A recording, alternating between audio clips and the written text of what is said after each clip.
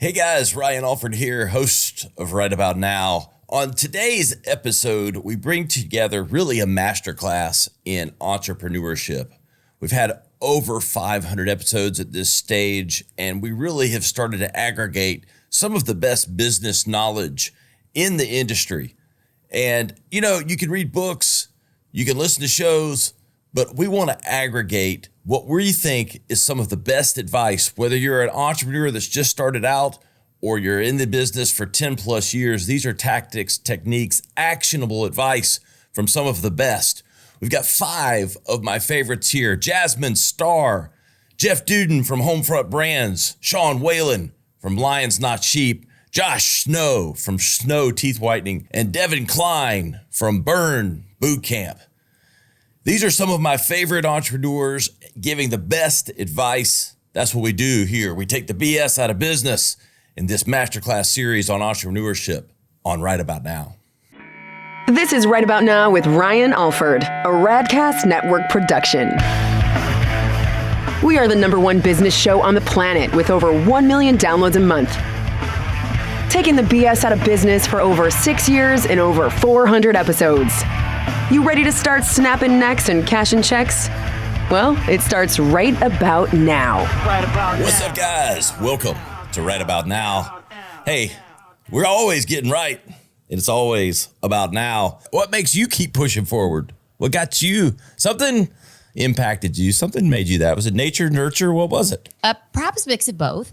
My father is from Mexico. My mom is from Puerto Rico. My dad came over, was like 13, 14, and then enlisted in the United States Marine Corps and earned his citizenship. So I think that growing up with that perspective, as a first generation Latina, you see your dad being given the golden ticket.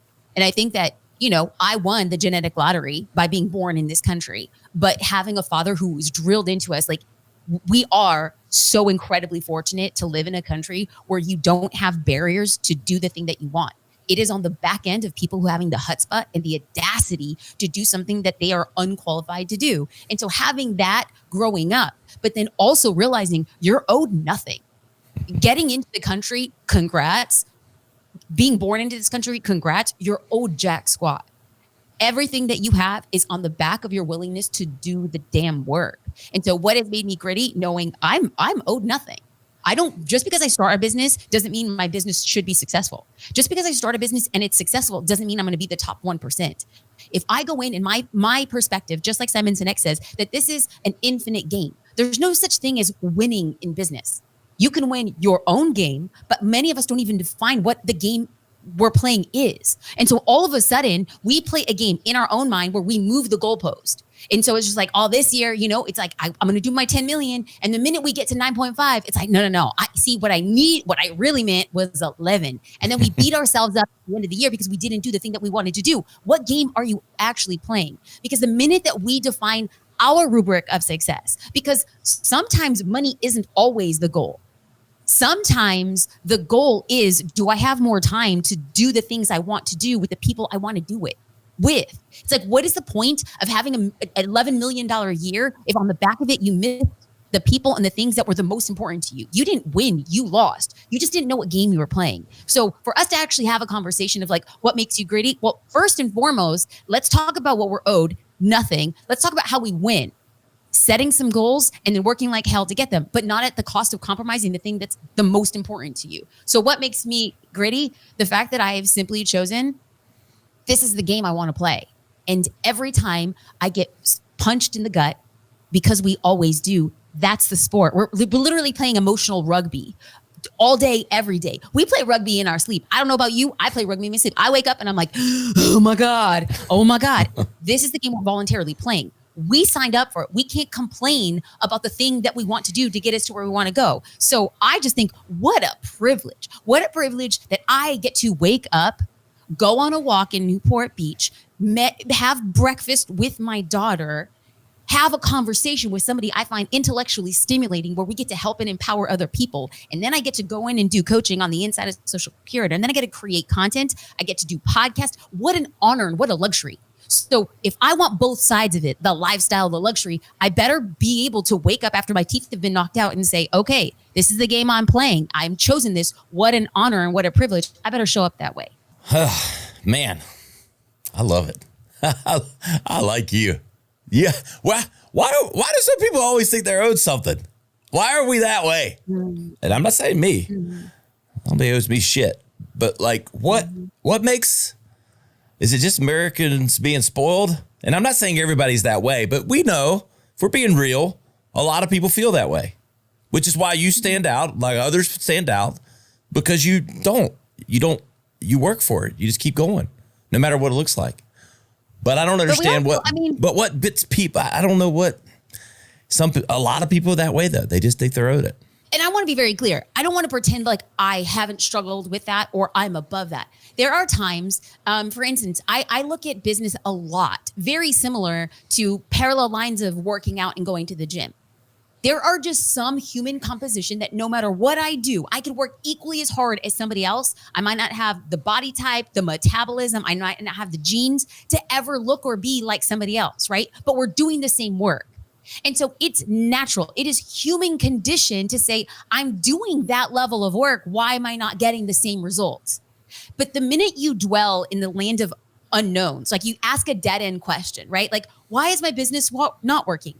That's not really a question that we're really going to quantify right now. But if you ask yourself, how might I get 1% better in this? Now we have a clear path to getting a result. Regardless if it's a result that you want, at least you can take the next step. And so I don't know if it's as much as an entitlement, as in like, I deserve to be successful. As much as I see a lot more in the entrepreneurial realm is I'm doing the work, but I'm not getting the results. But the problem with that, and it is a problem, the pandemic of emotions that we go through is we don't know what's going on behind the scenes. We have no idea. So when we say I'm doing the same work as that person, you know jack squat about that other person's business. Like, let's just take down all the curtains that people use to hide behind, because I see a lot of people being like, oh, I just did $1 million launch. And that's amazing. I clap it up. But what a lot of people don't know is you ran $750,000 in ads to get that number. Yeah. So it's like, oh, I did 10 million in business. Great. And a lot of your business, the majority of it is done on affiliates and JVs. So your revenue is not what you're posing as. We don't know. We have no idea if somebody's business was inherited. We have no idea how much debt somebody has. We have no idea the byline of the revenue on their profit and loss statement is taking up 82% of what they're bringing in. We know nothing about other people's businesses. So again, instead of saying, why don't I have if I'm doing the same, I want you to come back and say, I don't know how they got there. I applaud the work they've done because they're proving that it is possible to get there, but I'm going to continue to run my own race. Because even if at the end of the day, my business is smaller than somebody else's, but my profitability is higher and my working cash, my operating revenue is right where I need it to be, I've won. But the only reason why I could say I've won is because I've already defined that as my personal win. So I get to play my own damn game. I get to find some deep satisfaction in what it is I'm doing, but then also put some benchmarks on myself and the team being, how are we going to get to the next level? That's the game for us. We clearly define it. We know we're owed nothing. We don't compare ourselves to somebody else because we don't know what's going on behind the scenes, and we show up and we do the damn work. I think the biggest takeaway right there is you got to play your own game. Like, absolutely. It's like, I like to listen to people talking, like clients come to me, I'm like a counselor, even though I'm a marketer, like listen to them talk. And then it's like, I boil it down for them. Like, okay, let's just get to the brass tacks. You got to play your own damn game. And it's hard because the irony of this, and the irony of what I'm going to say is social media amplifies everything that puts everyone else's game full force in your face, whether it's fake or real, or, who knows? Like you said, you don't know all the details behind. There's a lot of show business going on. But the irony of it is the social media amplifies it when you really need to tune it out when it comes down to what you want to do. And I love what you're saying. People all the time, social media is not working, it's not doing this. And then I go look at it and I'm like, you've posted 4 times in 4 months. What do you mean it's not working? Amen. It's like, how many times, I'm sure you see this. You have people come to you and like, they go, this or that or tactic or these things aren't working. And you don't even have to get under the hood. You you like lift it up 1 inch and there's like oil spilled everywhere. Like, and it's like, come on, man, are you serious? It's like, but you have to play your own game, but you got to make it tangible. Like, you have to set, it's not working. Okay, well, what's not working? You got to have 7 things that ladder up to one thing, and you got to measure the 7 things.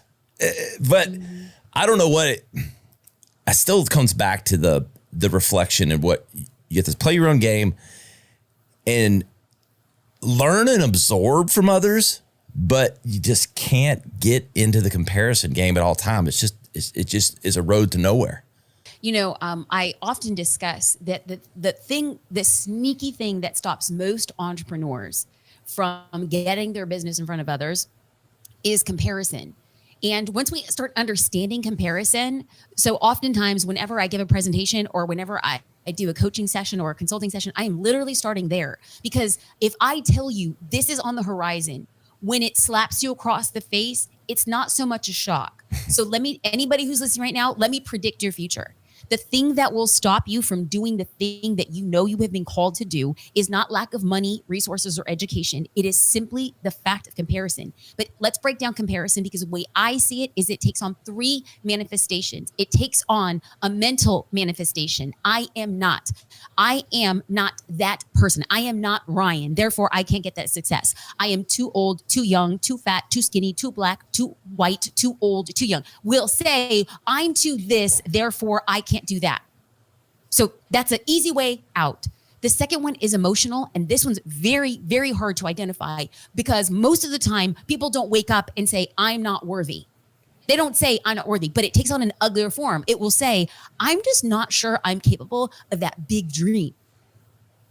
I don't think that that's really going to happen. So we low key keep a subversive thought in our mind that's actually stopping us from doing that thing.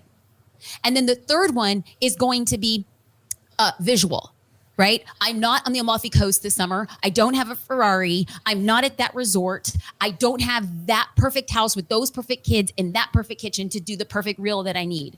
And so we have these visual, intellectual, emotional things that stop us. But if we were to turn it on its side and simply say, you might be too old, and you might be too white, and you might be, but there is somebody out there who is just as white and just as old who needs to hear it your way. And in fact, even if you were to say that person does it their own way, guess what?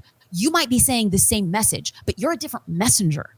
Beyond that, even if you are sharing the same message and you have a twin brother or a triplet, guess what? The mechanism. You might be a great podcast host, writer, speaker. You might be great on social. We all do things different ways, and we need to do it in our own way so that the person who needs what we do the way we do it can get it. And for the other thing is, I think that this dream might be too big and I am not sure. Listen, you wouldn't have got the dream if it wasn't in you to succeed. You didn't wake up this morning and be like, you want to know what? I'm the next NBA star. No, you're not if you're 5'10" and you're 37. Chances are it's not there, right? So we don't get dreams. We have desires, like would love to be an NBA player, but we don't get the dream. You got the dream because something in you deeply believes that you could do it. But if you talk yourself out of it, the only person who's stopping your success is you. And then we go back to the physical things. Well, I don't have that. Guess what? The vast majority of people don't. And just because you're at that resort or you're on that vacation or you drive that car doesn't mean that everybody wants to be coached by a service or by a product from that type of person. So we have to say that your Honda Accord living in the Midwest with 3 kids who are just doing the dang thing in your own way with your $100,000 job and your side hustle of Etsy, somebody's like, that's what I want. So far be it from you to say that the way that you see the desires of the world is how other people do it. And so we can come here and talk all about comparison. So when you're ready to get your business in front of other people, I want you to say, am I emotionally comparing? Am I physically comparing? What kind of comparison is it? Stop it in its tracks and tell yourself a different story. You get to choose your story. If you would like to fight for your limitations, go right ahead. But if you would like to fight for empowering statements of why somebody needs what it is you sell, I'll clap you right up. When I talk to entrepreneurs and business owners and people, I'm like, dude, you're a better father when you feel better. You're a better mother when you feel better. You're a better everything when you feel better. Lying doesn't feel good. Lying is scary. It's do they know? Do they know? Do they know? Where you just fucking tell the truth and you got nothing to worry about. So it's like, if this is the recipe for me connecting with people and me feeling better, then I'm just going to keep doing it. at the time, 5 years ago, and not that I was the only guy sharing shit on social media, but very few people are talking about real raw shit. It's just airy fairy political things, reshares of this. And so I just went on a mission, like, I'm going to share me. And since then, I literally have almost 1 billion views of my videos, millions of followers. I mean, literally hundreds of millions of engagements on my posts from Instagram to Facebook. I mean, some of my videos have reached 150, 160, 170 million views of one video, which is just mind bending to me. Right. But that's what I found is my own little kind of recipe. And I felt better. The marketplace resonated with it. And I just kept fucking running it.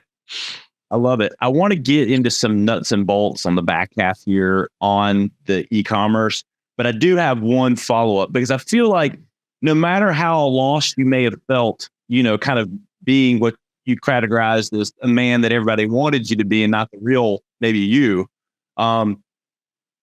something has shaped Sean Whalen at some point in life. Well before you got lost or you got found or anything like that. I feel like there has to be these opinions and these beliefs that kind of formed all of this. Something shaped that either early, whenever, I would think.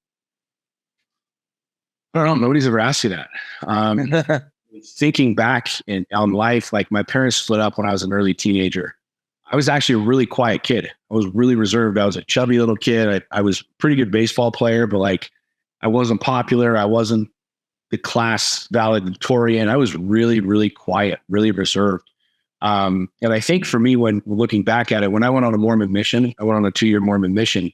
That was where I really started to kind of find my voice. You're out basically selling God. We were going door to door, pitching God to people. And it was something I was really passionate about. It was something that like, I didn't grow up in the Mormon church. I grew up Catholic. And so I was kind of a recent convert to the church. And I just started realizing that people love to connect. People love to talk. And I was really good at it. I was good at just talking to people. And I know that sounds really weird, but like there really is an art form to communication. There's an art form of being able to not just talk, so, hey, how's your water? Like, why do you like that water? Okay, great. Whatever, but like really fucking listening to people and hearing them and knowing what's driving them. And something that I've always been fascinated about and with is what's behind it. This is why headlines and shit, I'm not like bouncing around like every other freaking bozo or like, oh my God. I'm like, let's talk about that for a second. I like to critically think. And for me, being able to be in a place where I can ask deeper questions, it's fun for me. Yeah. And I found, on my mission is I was talking about God. I mean, God's such a crazy topic for so many people because you have people that are way over here and then people are way over here and people have no clue. And so it kind of forced me to really, number one, find my foundation, like what I really believed and how I really felt about life and who I was and purpose and the entire thing. But I found out like people just love to connect. And so it's just become almost a skill set, an art form that I've just gotten better and better and better at is communicating with human beings. But, it definitely doesn't come from my youth. I mean, I was a quiet freaking kid, man. Well, it's just because I've shared some of your stuff with people and they go, oh man, he's pretty hardcore on this, that, and the other. And, they care. He's a great communicator. I said it I call it, you're a great communicator, period. I mean, I love talking. I mean, when you really give a shit about people, like when you really care, like I think it's something that, I mean, we're just so busy trying to believe me, hear me, this is me. And it's like, it sounds funny, but if it can't be explained on a whiteboard or like with crayons, it's too complicated. We should not have a tax policy in America that can't be explained on a fucking whiteboard, right? We should not have foreign policies that take 30,000 page freaking manuals to fucking explain, right? No one's interested in that, really. And so we tie this into the marketing and the business and the whole thing. Like, copy is really important. You know what I mean? Like, what are you telling me? Everybody knows they're being sold something. So we've already got that out of the way. But what are you trying to tell me? What are you trying to communicate with me? Yay, yay, nay, nay. Like, if the answer is a simple no, then just fucking say no, right? Yep. But I love being able to look at complex things and I break it down in my brain to just like coloring book kind of conversations. Like, yeah, this is what this really is. And it's just more, to me, it's more fun that way. I have more connection to stuff that way. You know what I mean? Well, absolutely. And So let's talk about lionsnotsheep.com.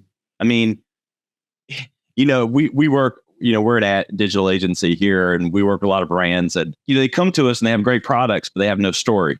Right. And yeah, I will take a company that has a purpose and a story all day, because it's organic. Again, it just becomes about blocking and tackling. It's real hard to figure out the Hail Mary, the message, the blocking and tackling you can do. But let's get to some of that blocking and tackling. What have been some of those mechanics of, because I've heard you talk about it. You're like, you started the company, you were selling t-shirts, you had a message, you had a plan, but something poured gas on the fire, for the tactics and some of the ways with which you've seen growth. Can you talk about some of that? Yeah, for sure. I first of all, there's two philosophies in my opinion. Like anybody who's a really, really, really good ad guy or copy guy or whatever, I mean, you can take any product and figure out a way to sell it, right? And there's a lot of people that do that. They take, products from China, they're really good. They figured out the game, the algorithms, so they can do that. And then there's people that have passion behind something. They live it, they breathe it, they sleep it. It's big to them because their kid has cancer and they want this product out there and they want this thing or that thing. And there's a story and a connection behind it. And either one of those is phenomenal, right? But I think the people that struggle the most are the ones that they feel like they have that passion and they feel like everybody's supposed to have that passion. Dude, this shirt is so badass and this saying, and everybody's going to buy this saying and this entire thing. But like, I've found for me that I embodied Lions Not Sheep. It literally was for me. You know what I mean? Like when I wrote my book, which has sold over 500,000 copies completely organically. I mean, I didn't even put page numbers in there. We forgot it. It was so basic and just put out there in the marketplace.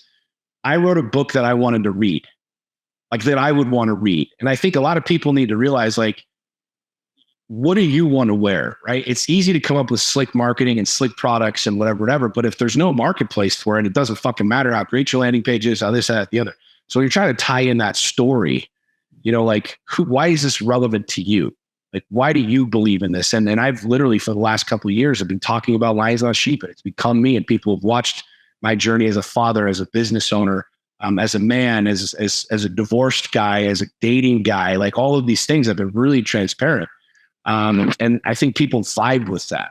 They resonate with it, right? And so for me, Lions Not Sheep, everybody's been telling me, dude, you're in the perfect storm now with the whole political climate and Trump, because it's like you're one or the other, right? You're picking the lion or you're the sheep, which is great, but yeah, there's 175 million people on your side. We're right down the million. Here's what's cool is everybody now wants to jump on that, right? And they want to plug into that emotion. They want to plug into the political climate, whatever. And you really don't have a track record. You don't have a tribe. You don't have any of that. I didn't set out to do that. And I think that's what really makes Lions Not Sheep unique. And I think a lot of people need to wrap their head around this. And it's really difficult to do, is having the consistency of delivering content and messaging for the long game. Because now we're in the perfect fucking storm. Now we're crushing because so much content has been put out there over the last couple of years. And it wasn't with the objective of selling t-shirts or selling hats or selling any of that shit. My mom literally, she retired last year and she was bored as shit. I said, Mom, come help me make t-shirts. And so we had one heat transfer. She was in the office and we'd sell 20 shirts a month, just people stumbling on the website. And she'd run down, she'd get the shirts and she'd make them and she'd write a little note, package them all out. And that was really what the apparel brand was until the beginning of this year. But being able to like sit in a story and deliver that to people that they believe without trying to sell them anything is massive. And that's a huge tactic that I don't think very many people understand. Is I believe that the very best salespeople on planet Earth are never selling anything. Like you go to my Instagram or my Facebook, you will never see me selling anything. Yet I'm literally able to make millions of dollars through coaching and consulting and other companies that I have, but I'm not selling anything. So how does that work? I'm living it. I'm breathing it. I'm exuding it, right? And that's, if you're a Jeep guy, you want to start a brand around Jeeps, right? If you're driving a fucking Honda Accord, good luck, right? You better know the clicks and the algorithms. But it's like some of those dudes who are like hardcore Jeep guys, they get it. They know what Jeep guys talk about. They know what Jeep guys want. And they're able to exude that message, right? And people instantly resonate with it. So I really do believe that you're in a day and age where we're completely bombarded and flooded with products and things and ads and messages. And if you want the short game, you better freaking figure out how to become a really good marketer, a really good copywriter, and buy ads better than anybody else. But if you want to build a real brand, like something that has legs that will be around for a long fucking time, that resonate with people, like, why is it important to you? And you better be fucking living it. If you're living it and talking about it, everybody's like, do I, my personal page or my this page or that? I don't even know how many hundreds of thousands of followers on my personal page. I have way less than my business page because I'm always living this, talking about it, breathing it, eating it. And you'd be surprised how many people could plug into that. And now that we're turning on ads and running ads and doing shit like that, where I have almost 1 billion views of my videos, I can now target some of those videos and you know what I'm saying? So, but I've been playing the long game and consistently doing the content, consistently talking about it. And people just know, like, some people will see the shirts. I get messages where they're like, dude, that's the bearded guy. Like, that's the bearded guy. They don't know my name because they recognize my video or a post. They're like, I know that guy. That's his thing. Right. And it's really cool. What's the vision? I mean, where are we going? You know, I know you're knee deep in a lot of things. I know this has opened doors, and got, you know, your coaching, How to Make Shit Happen is the book. Everyone listening, go check it out on Amazon. Is it Amazon or just your personal site?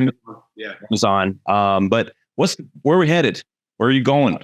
Well, right now we're trying to put the wheels back on the bus. We got our asses kicked in production. We grew so fast. I turned everything on back in March. And what I mean by that is I hired a team. We come in, we started running ads. I'd never run an ad before. I'd never put ads out there. And we went from that to, you know, we were doing $2,000 to $3,000 a month of just apparel sales. We did $463,000 last month of apparel sales in basically 90 days.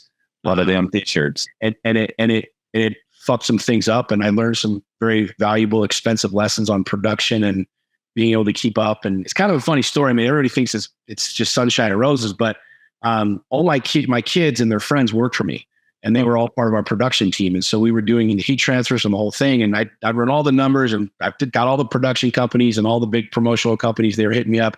Let us do your shit. Let us do your shit. Long story short, we had 10 of them employed as we were just crushing. We went from literally like picking up one box of shirts and screen prints to getting pallets delivered. One of the kids apparently got COVID, and because they're all like my daughter's friends, 9 out of the 10 kids, their parents made them quit. Their parents made them literally self-quarantine. And so we were doing 350 orders a day, which represents about 600 to 700 shirts. And so we were like, oh, no problem. Get a temp agency and bring all these people. Well, they fucking takes forever for them to learn and speed. And anyways, we got really far behind. We got about 6,000 shirts behind. Wow. And the team came in and they're like, bro, we got a problem. And I'm over here like, go, let's go. And they're like, hang on, bro, we got a fucking problem, because even if we work 24 hours a day, we can't get the numbers that we need. So if that wheel on the bike isn't working, you can't. Because I've got some guys, some dear friends of mine that are big in the e-com space. They do millions of dollars a month. And I've told them this and they all laugh and chuckle because they're like, yeah, dude, like, you know what I'm saying? Like, every single person has this happen to them. We have so many of our business owners that we put in business through Advanaclean that I'm still connected with that are just doing incredible things out there. But the fundamental of what they are doing was all of the things that they learned by being an operator within our system. I love that. I want to pivot here shortly to some personal things, some experiences you've had, the podcast, a little TV show, maybe a few people have heard of. But last kind of question. You mentioned the trademark thing. It made me think, like, would you ever start can you start a franchise if you don't have a trademark on your name? Like, is that like rule one? Like, let's say you're someone that's you've built 1 or 2 locations and they're super successful and like, oh, I'm ready to franchise, but you just happen to have a name that you didn't trademark or can't trademark. Do you immediately need to get a different name? Yeah, so those are 2 different things. So didn't trademark, yes, you can start. You would disclose that in your disclosure documents that say we have a trademark applied for. Here is the application number. Here's the date that we filed for it. And now if you get denied on that, then that requires an additional disclosure immediately. So you've got to do that. Now, if you went to a trademark attorney and they said, no way. Yeah, you're Smith Fitness, Smith Fitness, and and it's wonderful. You're making millions. You know that it's everything can be, transition to a successful franchise. But Smith Fitness, what you started out with and what you built with, just happens to be a non-trademark. It's like, well, do I need to change my name? I don't know. It made me think of that when you started. I'm like, damn, how many people probably start down this path and they've got an amazing business, but maybe they didn't either think about it or they just pick something too common. Look, Ryan, I learned a long time ago that if I'm going to be broke, I don't want to be tired too. Can you imagine, like, if I'm going to be broke, like I'm going to be comfortably laid up on, catfishing somewhere, in a really in a garbage pick lawn chair.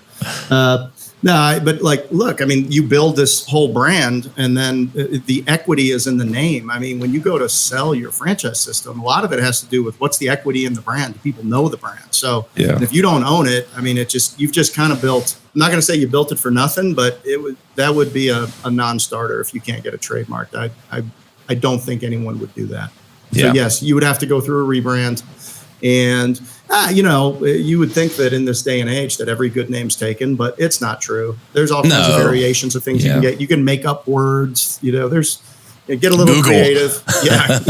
Google. Google didn't mean anything 30 years ago or 25 years, maybe not that long ago. But Jeff, I know you've had some incredible experiences, through your success and what you've done. Let's go right at Undercover Boss. I know our audience has probably heard of that. Maybe even seen you. They may have gone, I recognize that guy. He had the goatee, and they were trying to put it together. Talk about how that came about and just the overall experience. Yeah, it's still, we had a really good episode. It still plays a lot. It plays overseas. I'll know when it plays in Australia or in Europe somewhere because I'll get a bunch of weird Facebook messages from over there. So in 2016, they were filming season 8, and they had somebody drop out at the last minute. So one of the things in life is if there's no reason to say no, then you say yes. So they came to us and said, we've got 2 weeks to do this. We've got 7 or 8 people that we're talking to. We'd have to fly out from California tomorrow, shoot a sizzle reel, put it together, pitch it to NBC, and they would, or was it CBS? I think it was CBS. Pitch it to the network. Yep. Yeah, pitch it to CBS, and they would have to decide. So we did that, and really quick it came back that they were interested in having us on. So then we went through the reams and reams and reams of paperwork, and it was, we went out on the show. I mean, we went out on the road maybe like a month later, and it was a surreal experience for those people that haven't been behind the scenes in a production like that. It was really cool. I know I signed a bunch of confidentiality stuff, and I really don't want to do anything to, I don't want to say anything that makes it harder for them to do the show. Yeah. But it seems to me, Ryan, like every year the show is canceled. Yeah. And then somehow it comes back for another. But I mean, to pull this, it's such a well-known show, but I will tell you the way that this is done, it is done so well and so over the top that you would not think, like, people do, like, is this Undercover Boss? And then as this is going on, they're like, no, it's not. It's clearly not, but it really is. So yeah, it was great.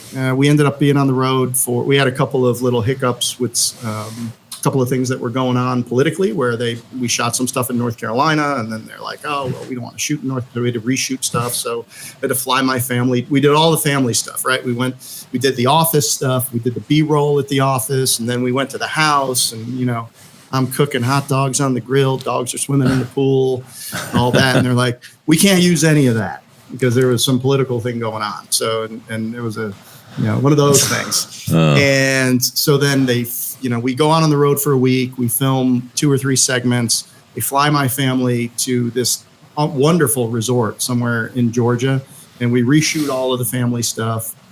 And then we go on the road. So I was on the road for a total of like 16 days, and it was a great experience. And I will tell you that we had 5 the producer said we had 5 episodes that we had to cut one that many shows would have killed to have. I mean, our franchisees were absolutely amazing. They lived the values of our company. They were out there trying to do the best thing for the customer. They were highly empathetic. I mean, I could have picked at a few things here and there, but at the end of the day, we ended up with 4 great segments. I got busted twice. They showed one of them. But it was really, I think what's interesting about the process is, so, we have you haven't been here yet. I think you're coming, but I don't, you haven't been here yet, but we have a 22,000 square foot building on a 5-acre campus. It's kind of got broad shoulders, and I coached over 30 seasons of my kids' sports, and we would do, my daughter's basketball team would practice in our warehouse. I lined the side yard as a football field, and that's where I coached our Pee Wee football teams when the kids were growing up. And people didn't even know I owned the business. Like, that's kind of how we rolled. Like, people had no idea really what we did, the scale of the enterprise. They didn't know that, it's nice, they let you practice here, type stuff. And so, like, we were pretty under the radar. And I sat my kids down on the couch in our bonus room, and above it is a quote on the wall we put, and it has kids' pictures of them doing whatever it is they did that we wanted them to think we were proud of them for. And then it had this quote from Jerry Moore, the football coach at Appalachian State. It said, "Always do more than is expected." And then we had our family values up on our little plaque there and stuff. And one of the family values is trust yourself to take chances, fail fast and move forward, always do more than is expected. And all of that. And it's like, and I said, guys, this is going to change things. And this is, it might change things at your school. We're going to be giving away $250,000 worth of stuff. I mean, people are clearly going to know that, whatever it is that makes the show. But when you looked at our values, it's like we couldn't say no. And they're just like, okay, well, we're willing to take the consequences of it. And we did. And we ended up having a great show. And they all got a little bit of time on it, so that was cool. They got like a flash across the screen. Yeah, they're 15 seconds of fame. Yeah, the 15 seconds of fame. And then we had, when it showed, the night that it showed in January of 17, we rented out an entire bar. There was 250. And I had the little football team I was coaching at the time. Like, they were on it. So that was cool. So we had about 250 people came, kids that I've coached, their families, all the employees, their families, the local news. And we saw it for the first time, along with 7.1 million other people. And I'm telling you, it was a great show. And it did so much for the business and the brand and the franchisees, really just confirming, like, really living the values that we had, that we knew that we lived within the 4 walls of the business. But, being able to display it to the world and put the franchisees front and center was just an incredible opportunity. So I always encourage people to say yes. And there's risk, because if you watch that show, some of them go very poorly and you have no control. Yeah. And I will tell you, man, they tried to wear me out, like early, late, 3 times a day, an hour in front of the camera, asking me probing, kind of questions that would be incendiary, trying to get me to break. And I just said, I took the whole position that said, if I don't, they can't use anything that I don't say. Yeah, that's smart. I hope you got media training before. That sounds like you did. No, I didn't. But I knew that I had a irresponsibly quick mouth, and I needed to put clap a lock on it. But we did good. We did good. Two questions on that before transition. Like, first, and you mentioned it, it was good for the business. I tell people that they don't completely recognize, like, with things like Shark Tank and things like these things where you can get your company like out there, like the monetary and brand impact of that awareness that you can't buy, by the way, or you can, and it's just way more than you'd ever spend. I'm assuming there was some rebound. Some upshot from that on some level. It was immediate. We ran a call center. We answered 250,000 inbound phone calls for our franchisees, and we did it very well. And there was many jobs that said, I saw your company on Undercover Boss, and I'm giving you this job for, like they were touched by the episode, and franchisees directly got work attributed to it. There was a spike in franchise sales. So, but it wasn't, I mean, it wasn't massive. It was, but being able to use that episode kind of as a piece of content during the process to really exemplify what we stood for, how we rolled. It tells, I mean, my gosh, it tells the story of our brand. They did obviously a great job with it, and little graphics and little trucks and a map and so you could watch the first 4 or 5 minutes of that thing and get our whole company history and in a high production quality. So just that was worth, $250,000. The first 100 million in sales that we generated were entirely bootstrapped. So the first tranche of our lifetime sales came from, a big chunk of it was Facebook advertising. So 2017, 2018, even 2019. When it was working, when it worked. Exactly. And even before that, right? But if so, it started even earlier. There were Moise Ali from Native. He talks about generating $1.50 subscription signups for $12 a month deodorant, and just like infinite demand. And he sold that business for 100 million cash in like 2 years from started. Very successful. It's still very around everywhere. And so in the beginning, it was, I need to create a product that is different enough that would capture the attention to create a Shopify. I chose Shopify. I knew Shopify was going to be the platform we were going to build on. I started developing the product by talking to my dentist, my orthodontist, my oral surgeon. What do you sell in office? What products? I went and bought as many products as I could. I analyzed all of the Amazon reviews, negative reviews, focusing on that area so that you can find some pockets. Then I saw that sensitivity is important. The whitening formula had some opportunity to be improved upon. The delivery method of being able to plug it into their phone, which we invented that ability to power it by the phone, because the very first version of Snow was $95, and it was a battery powered light. I did not like it very much, but we needed some delivery system for the serum to be able to test it out on the customers. So I started running ads, and it was pretty quickly a success. I set up the first version of the website, and I had an agency come in and publish it. So we got it up on Shopify very quickly. And then that was after about 6 to 9 months of talking to my dentist, reaching out to suppliers, searching who makes toothpaste, who makes this, who makes gel, and then getting samples, and then tweaking those formulas, and then getting some testing. So that took 6 to 9 months at least of going back and forth, maybe $50,000 to $100,000 to buy the first order of the system that I had created for Snow 1.0, I guess. That was $95.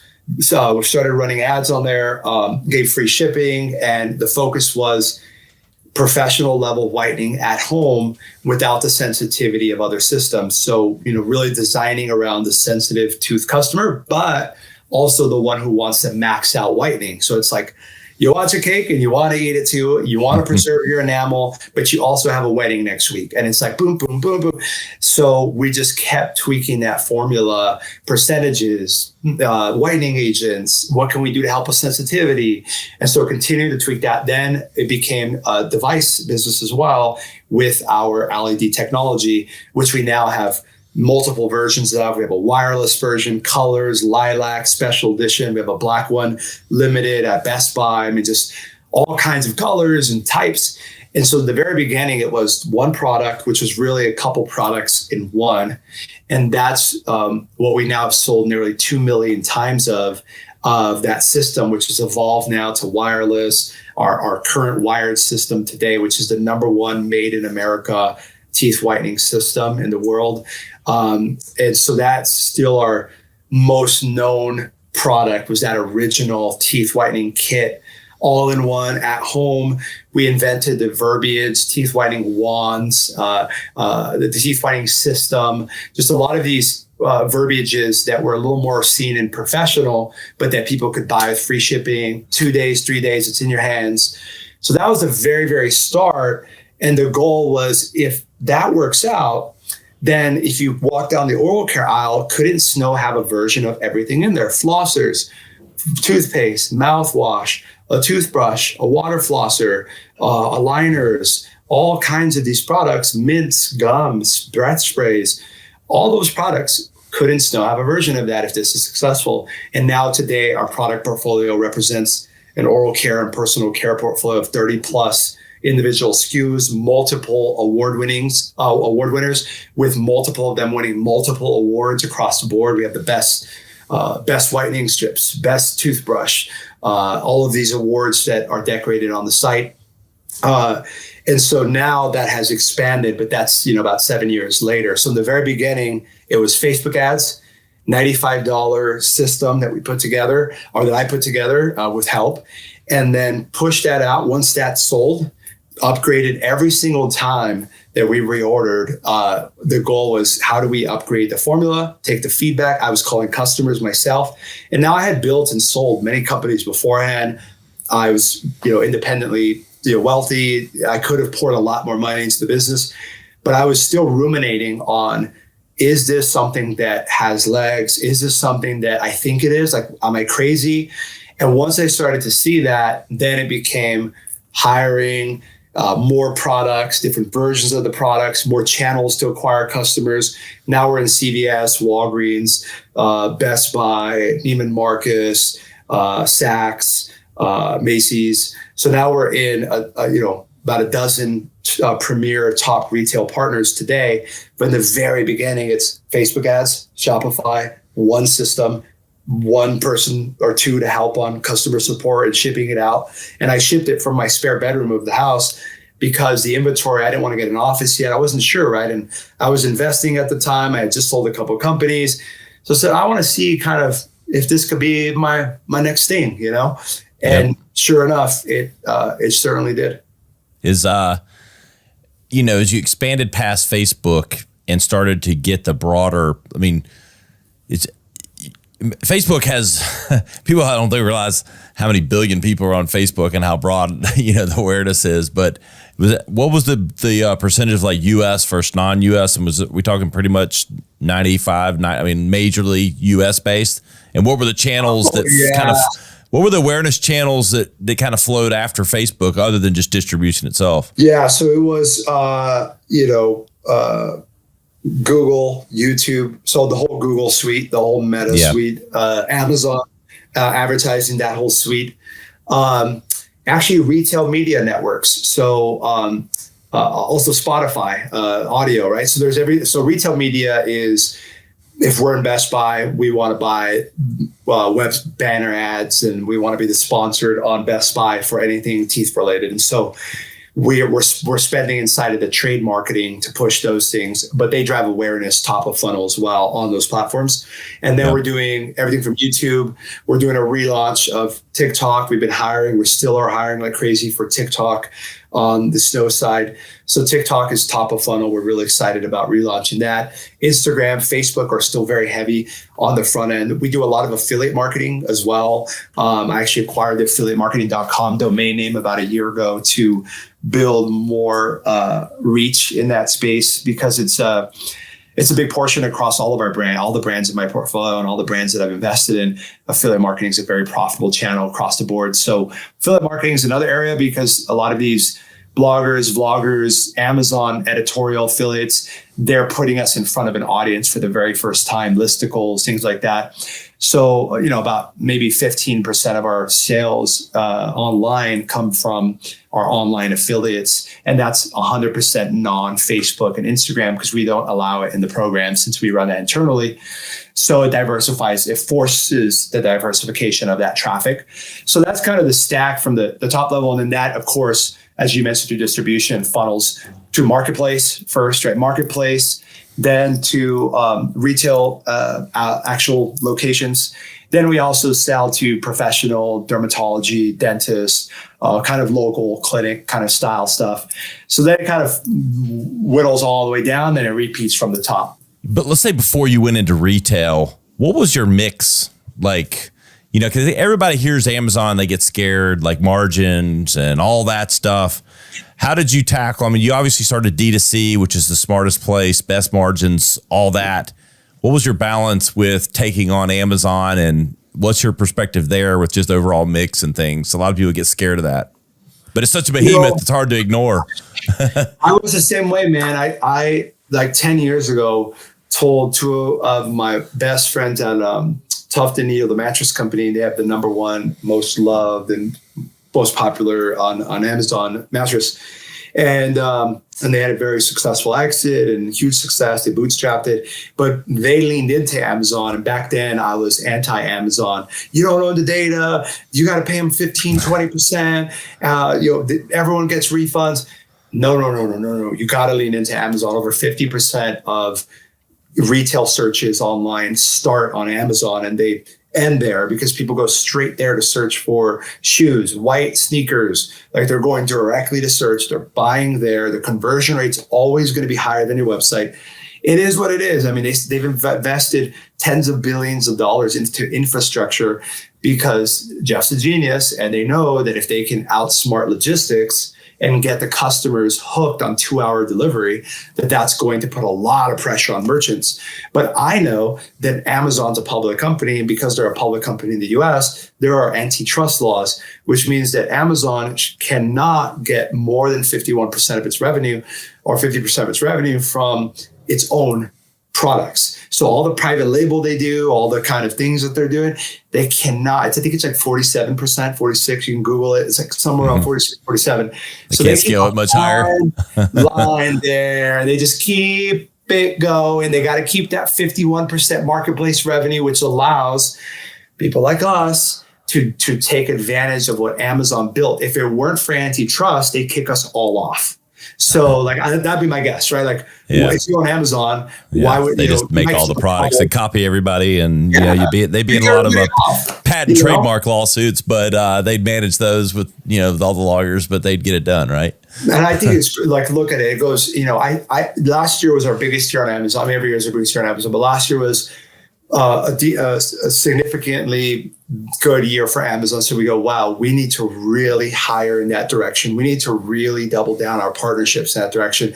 We need to really tweak our affiliate marketing efforts in that direction. And so we went through it and said, we want to double down on Amazon and utilize our strengths, utilize our thousands of reviews, utilize our millions on our email and SMS list, like utilize our assets and our retail placements that are very unique to us in our industry to be able to show off on Amazon and build that business. So we have a goal for Amazon on its own to be a 9-figure business for us in the next 3 years from an Amazon very focused scale plan, hiring plan, partnership plan that allows us to take advantage of the Amazon platform and marketplaces, Walmart.com, etc. Because what happens in a recession, and this is fact proven, I read this, they said during COVID, people went back to what they felt most comfortable and safe and secure with. So they went back to Walmart. They went back to Target. They stopped venturing out so much onto all these D2C websites and all these unknown things, all these unknown subscriptions. Recession hits or money gets tight, inflation. People are more likely to I'm just going to go to Target and get everything. I'm going to go to Walmart and get everything. I'm going to go to this website, Amazon. It's convenient. It's cheaper. I'm just going to do it on Amazon. So you got to now play in that direction. 5-10 years ago, you could get away without having to lean into it. Although I wish I could go back 5 and 10 years and I would have built an army of team members and partners on our Amazon channel, and we would have been totally dominating that channel. So I love it. You do get access to email your customers now. They've got some new things.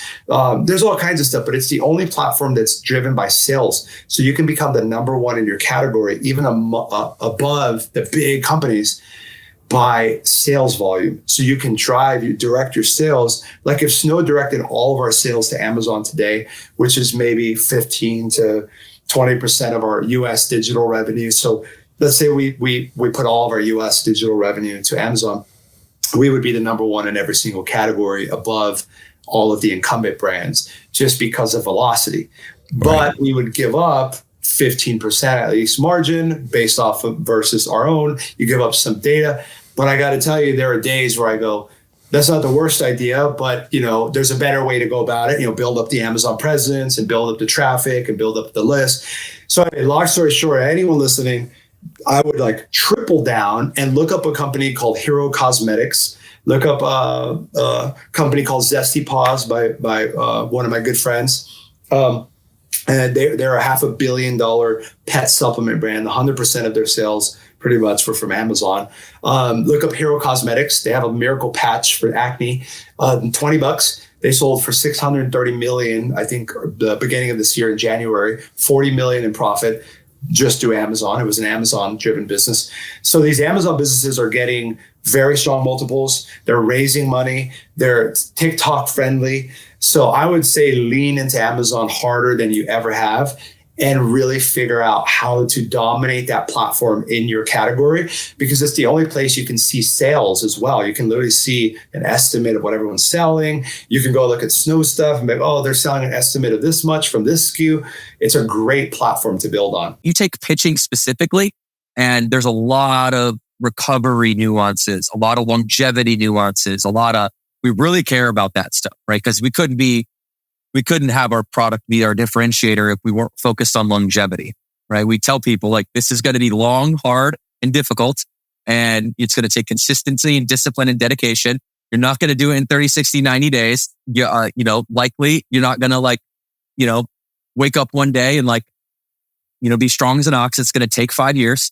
And are you in for this ride? Or do you believe that you're worth it? Right. And so we have that recovery element built in, because what we're telling people is that it's the opposite of what everyone else is saying, really, in the macro sense of like, hey, come do this fast. Like, oh, you're not okay? That's okay. Let's come in anyway, do it fast, join the membership. You can lose 30 pounds real quick. And it's like, okay, well, that's flat. You get companies that say one day it says they're signed on their building, the next day it says for lease. And you're like, why is that happening? So yeah, I think that's a combination of things. Sounds like You do sprinkle a little bit of bigger, faster, stronger in there from my high school days too. If anybody's ever heard of that program. Oh yeah, I remember. I was sitting here thinking as you were talking. ICR, intensity, community, recovery. That is right. That's it in a nutshell. My answer was real long-winded. I simplify for a bit in marketing too long. So I like acronyms and simplicity. Yeah, but it's great. I mean, but that sounds like the building blocks of a long-term program and not, like you said, a gimmick. Because everybody gets that fire, when they're ready to, okay, I need to lose some weight. I've got an event coming up, whatever. They get fire in their belly, but then it dies if you don't have the building blocks of something broader. You need the community to kind of keep you in it. You need the recovery, because if you're killing yourself and not recovering at all, then they get down and out, like you said. So I can see, and all I know is the periphery. And I've had people many times, you do burn, whatever. So I'm gonna make a promise to you that I'll go, I'm going to go hit burn up here at Greenville, eventually. But what's it been like growing the business, man? Just that kind of scale, is incredible. What's that roller coaster been like? Definitely one, right? You went in 2015 when we announced that we were going to franchise in all 50 states. We thought hitting a home run might be awarding 10 units in our first year and really getting those stood up. And we were always concerned with unit economics. I'll talk about that in a minute. But I had no idea that we would do 200 in the first 18 months. And, Fran did this article out of Franchise Times magazine. It was like one of our first earned media pieces that was talking about business that I was super proud of. And it said that we were in the 99th percent of all growth from all franchises, of any franchise that entered the market since 2010. And this was like 18 months in. And I'm like, okay, well, we better not screw this up then. So how do we get all of these gyms open? right? We got to focus on, we call it ULEs, unit level economics. It's, you had a guest on, Jeff Duden, who's from this area. He taught me this actually. He's been a good friend and mentor of mine, throughout the years. He taught me validation in franchising, and that's in validation really in any business. It's not a franchise particular concept, but it's the stakeholders of your business being happy. It's your net promoter score. How likely are they to recommend this business or doing business with you to somebody else? And number one thing is to number one box to check, if you will, is, are they making money? And what type of money are they making? So I'm always looking for this might be something people want to write down, because I'll give you like a strategy. What I'm looking for in any business I grow is an investment. Hey, let's say the investment is at $500,000. I need to make $1 million in year one in order for that investment to be considered an A+ investment for me, right? So it's a 2-to-1 investment cash to year one revenue ratio. And that's how we want to get every location out of the gate. Do all of them do that? No. But what that's really done, having that expectation, is we've aligned clearly and early with our franchise partners who are really driving the unit level economics. We've learned that when we have that expectation, they start higher, they start with more members, they start better off, and, getting to that place of having world-class economics and boutique fitness, was a long road, but definitely a doable one, because that was our focus the whole time from the very beginning. So the big, what the hell are we going to do moment was when we had 200 and we had like 10 open. Like in franchising, it's kind of similar to fitness, what we were just talking about. Like everyone wants to just go fast, scale.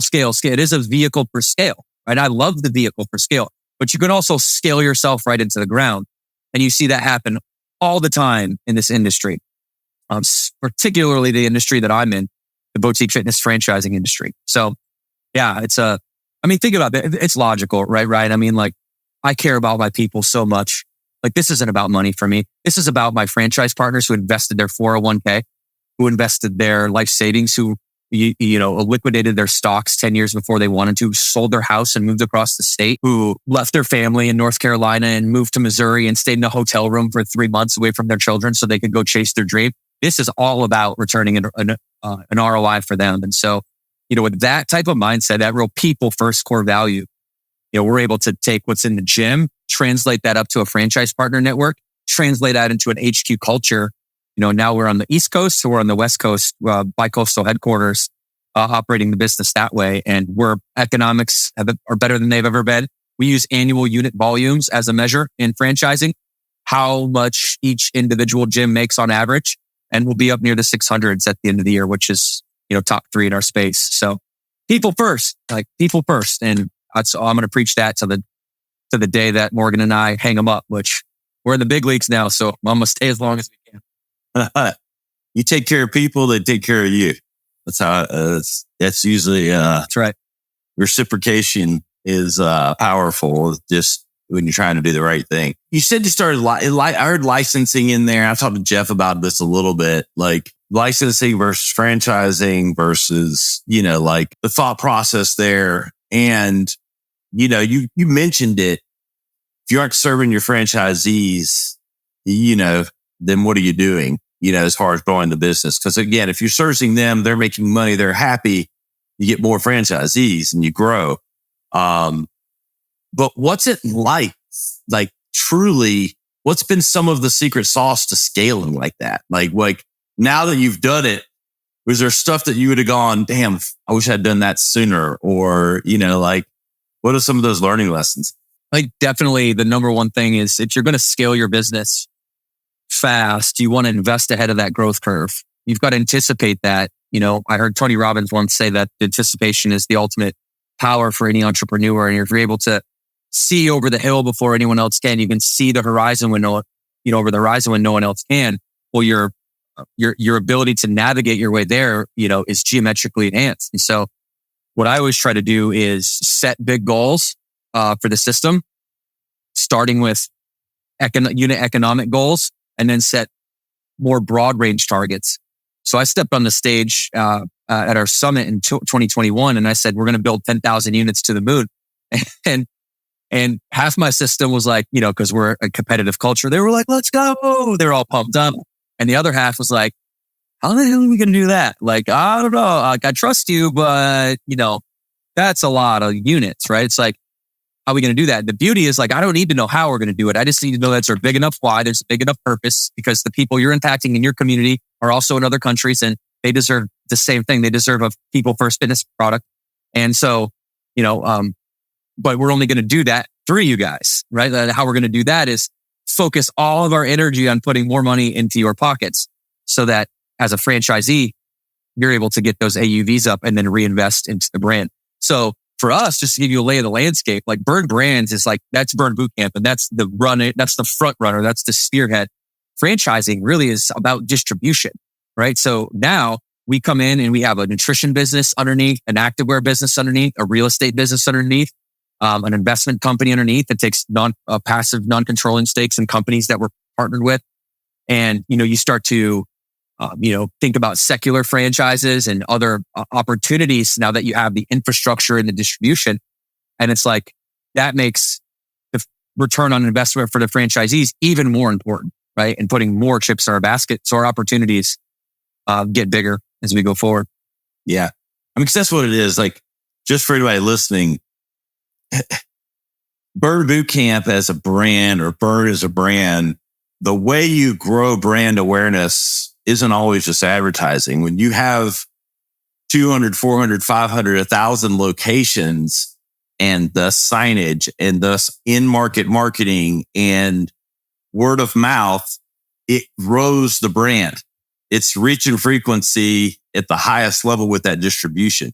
There's a lot of way to grow brand recognition and brand awareness that's not always just advertising in its truest sense, because every new location that throws up a sign and, community for Burn builds the Burn brand, right? Yeah. I love your marketing mind. And, if I had to pick I'm an entrepreneur, right? But if I had to pick a vertical that I'm most confident in, it'd be branding. I think as a more specific term than marketing. And when I say branding, what I really mean is measuring things like brand equity. Pier 1 Imports is a good example. Pier 1 Imports went out of business and then their logo sold for $50 million. And they were just burning cash, right?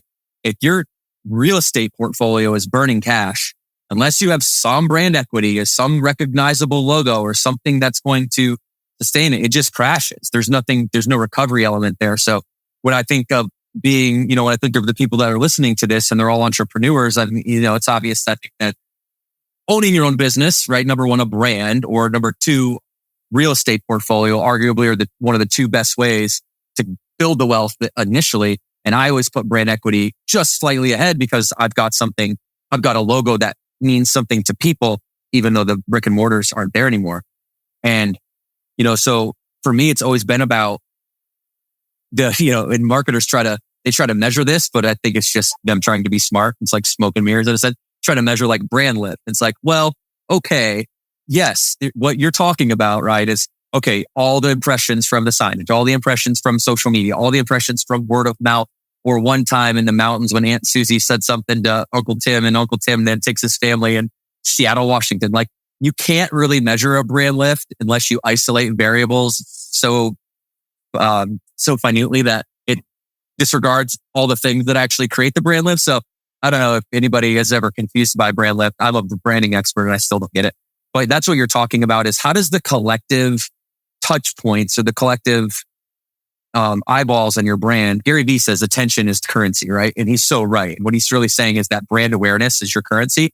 And once I got all of the different units up, rocking and rolling, you'd be surprised who comes out of the woodwork. My buddies from like my junior high baseball team text me a picture of that, logo. It said my wife just joined. So yeah. And then you layer the digital paid advertising and organic social media and all the contemporary marketing stuff on top of that, like we did. And I think that's the recipe. So you got to have the layer over the top.